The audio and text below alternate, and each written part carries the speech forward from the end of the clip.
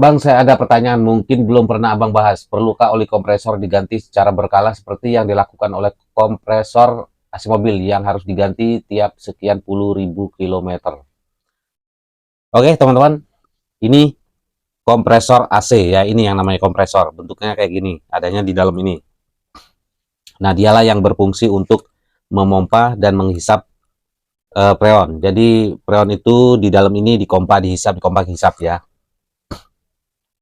Nah, layaknya sebuah mesin,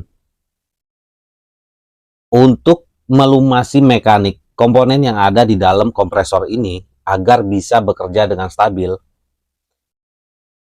kompresor ini butuh oli sebagai pelumasnya.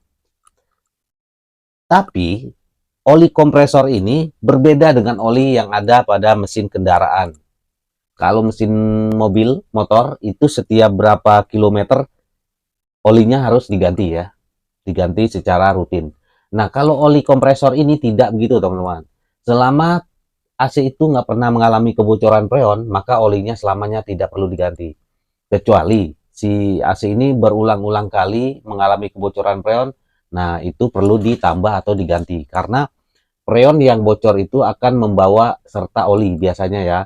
Karena si oli ini nggak di dalam kompresor semua. Jadi sebagian itu ada yang ikut bersirkulasi bersama muternya freon dalam instalasi ini. Nah, makanya pada saat freon bocor, mengalami kebocoran, sebagian oli itu ada yang ikut keluar. Kalau misalkan baru sekali mengalami kebocoran sih oke lah, nggak usah ditambah ya. Apa. Tapi kalau AC yang udah sering berkali-kali mengalami kebocoran, maka itu sebaiknya ditambah atau diganti ya, dikuras, ganti yang baru.